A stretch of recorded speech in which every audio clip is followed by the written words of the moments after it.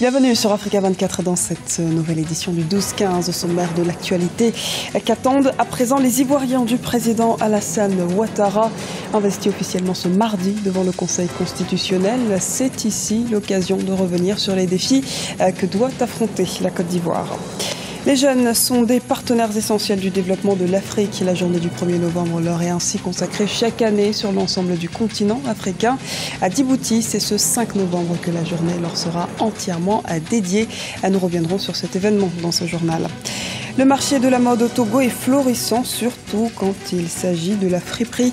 Ces vêtements qui viennent généralement d'Europe ou d'Asie sont très prisés et en plus sont plus accessibles en termes de prix. Une situation qui inversement ne facilite pas la promotion de la consommation locale. Mais avant de développer ces titres, lancement de la campagne électorale en Ouganda, l'élection présidentielle de février 2016 est en marche. Ce mardi, le président Yoweri Museveni est devenu officiellement et pour la 4e fois le candidat de son parti, le MRN, le Mouvement de Résistance Nationale. L'immense meeting à Kampala, la capitale, a lancé les prémices de cette campagne. Le président sortant y a prononcé un discours axé sur la jeunesse et l'emploi. Prestation de serment faite, place au travail en Côte d'Ivoire. L'exécutif est d'ores et déjà en marche avec la tenue dès ce mercredi du Conseil des ministres de la seconde mandature du président Alassane Ouattara. Après la proclamation de sa victoire par le Conseil constitutionnel ce mardi, le chef de l'État a dressé un bilan de son premier quinquennat. Qu'en pense la population? Les réponses dans ce reportage de notre correspondant en Côte d'Ivoire, Olivier Conan. Prestation de serment du président Alassane Ouattara, 24 heures après la proclamation par le Conseil constitutionnel des résultats définitifs de l'élection présidentielle du 25 octobre. Le président Ouattara a été réélu avec 83,66% des voix. Le chef de l'État ivoirien entame un nouveau mandat de 5 ans sous le signe de la poursuite des chantiers pour faire de la Côte d'Ivoire un pays émergent en 2020. Au plan institutionnel, il annonce une révision de la Constitution pour modifier les conditions d'éligibilité à la présidence de la République. Le chef de l'État ivoirien compte mettre un accent particulier sur la réconciliation nationale. Par de nouvelles consultations que j'entreprendrai avec la CONARIV et les autorités traditionnelles de notre pays. Ce processus nous permettra d'accélérer la réconciliation des filles et des fils de notre pays. Dans ce contexte, j'invite tous mes compatriotes, particulièrement les femmes et les hommes politiques, à saisir cette nouvelle opportunité de rassemblement de notre nation. Le discours du chef de l'État a été accueilli favorablement par les Ivoiriens. Nous, on l'attendait pour le premier mandat. Il devait faire ça parce que c'est la priorité des Ivoiriens actuellement. La guerre a causé trop de fractions et on l'a constaté même pendant les élections. Heureusement pour nous, si nous le redit, on pense bien que ça va être effectif. Et qui va peut-être, ça va essayer de requinquer encore l'esprit des Ivoiriens qui est un peu atteint par la crise passée. C'est une très bonne idée, une très bonne initiative, même parce que c'est ce que toute la Côte d'Ivoire attend. Depuis, je crois, 2010-2011, il y a eu la crise, donc après ça, il y a plutôt la Côte d'Ivoire vit dans une frayeur totale. Donc on attend tous la réconciliation. Nous sommes très heureux de savoir que le président de la République a décidé de réconcilier les Ivoiriens. Parce que sans réconciliation, je crois que si le tissu social est déchiré, ça ne peut pas aller. Au plan économique, la Côte d'Ivoire enregistre de bonnes performances depuis 2011. Le taux de croissance est compris entre 8 et 9%. La population espère maintenant profiter des fruits de la croissance. Le CNT hausse le ton en Centrafrique. Le Conseil national de transition, qui fait office de parlement, exige le réarmement des forces armées centrafricaines, les FACA. Par la voix de son président Alexandre Ferdinand Guendé, les députés ont donné 7 jours à l'exécutif pour répondre à leur demande faite ce mardi. Pour se faire entendre, une marche des parlementaires doit même être organisée ce mercredi. Les jeunes sont des partenaires essentiels du développement de l'Afrique. Avec plus de 200 millions de personnes âgées entre 15 et 24 ans selon l'ONU, l'Afrique est le continent le plus jeune de la planète.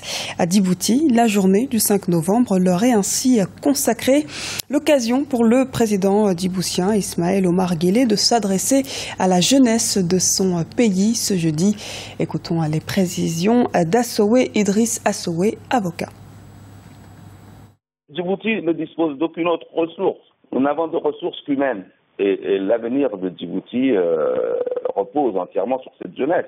Dans nos pays, cette jeunesse forme une majorité de la population. C'est pour ça que l'essentiel du budget de l'État est consacré à la formation et à l'éducation de cette jeunesse. Et c'est la clé de voûte de nos politiques que d'œuvrer pour cette jeunesse. Cette jeunesse est gage de notre avenir. Nous comptons sur elle.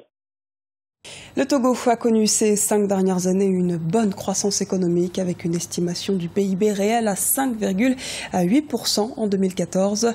Le président de la Banque africaine de développement, Akinwumi Adesina, qui a brièvement rencontré ce lundi à Lomé le chef de l'État togolais Faure Gnassingbé, a salué cette bonne dynamique.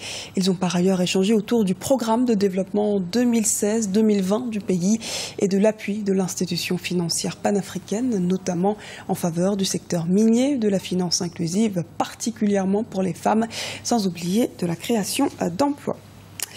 Et nous restons au Togo où le succès du marché de la friperie est indéniable. À l'instar de nombreux pays africains, les commerçants de Lomé proposent ces vêtements à bas prix, souvent en provenance d'Europe ou d'Asie. Ils font toutefois concurrence aux couturiers et stylistes locaux. Les précisions dans ce reportage d'Emefa Kofi, correspondante au Togo. Tous les lundis et jeudis s'anime le marché de la friperie à Lomé. Hijranawe est le lieu d'approvisionnement de tous ceux qui font dans le commerce de friperie ou aiment la sape. Ici, on trouve un peu de tout pour hommes comme femmes et même pour enfants. La saison de la rentrée est une saison morte pour les commerçants du marché, mais ils trouvent toujours pour leur compte. Les Togolais aiment la friperie parce qu'ils se disent que c'est la grande marque, ça vient de la France, des États-Unis, de Londres, de l'Italie.